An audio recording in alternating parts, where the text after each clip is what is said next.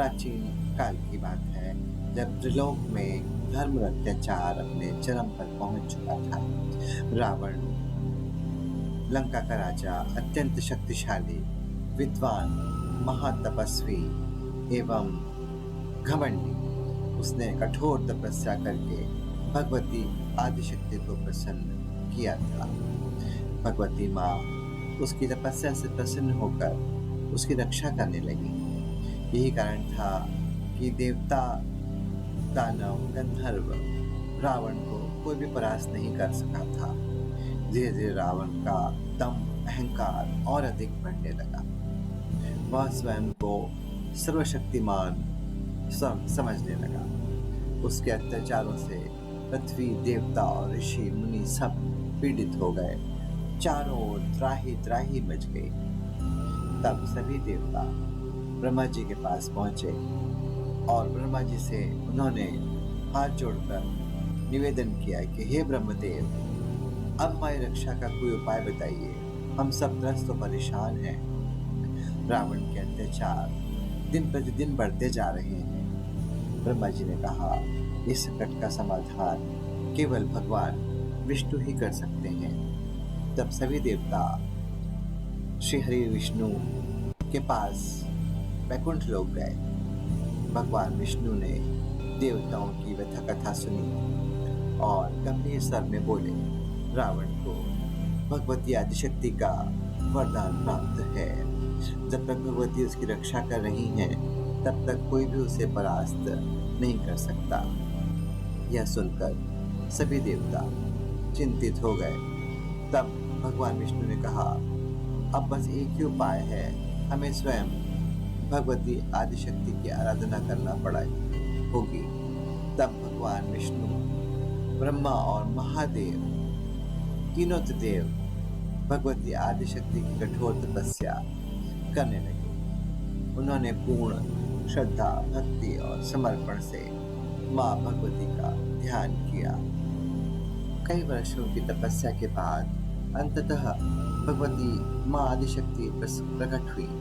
उनका तेज इतना दिव्य था कि चारों दिशाएं प्रकाश से भर गई। भगवती ने कहा, हे त्रिदेव, आपकी तपस्या से मैं प्रसन्न हूँ, बताइए आप क्या चाहते हैं। तब भगवान विष्णु ने विनम्रता से कहा, हे माँ, रावण आपके वरदान के कारण अजेय हो गया है। वह तीनों लोकों में अत्याचार कर रहा है। उसके अत्याचारों से समस्त सृष्टि पीड़ित है। हे माँ, अब इस संसार की रक्षा के लिए रावण का अंत होना अत्यंत आवश्यक है। भगवती ने कुछ क्षण विचार किया और बोली, हे विष्णु, यह सत्य है कि रावण मेरा भक्त है और मैंने उसकी रक्षा का वचन दिया है।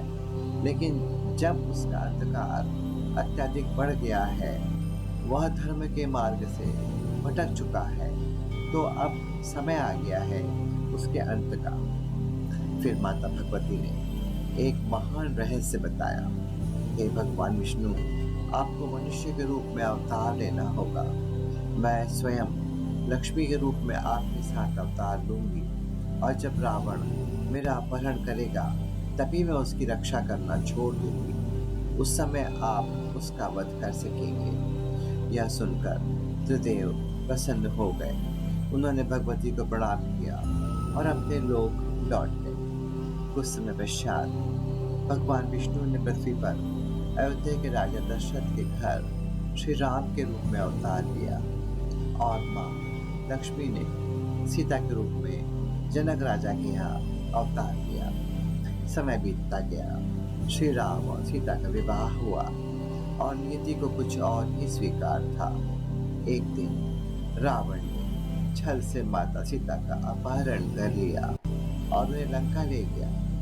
जैसे ही रावण ने माता सीता का अपहरण किया, भगवती ने उसका साथ छोड़ दिया।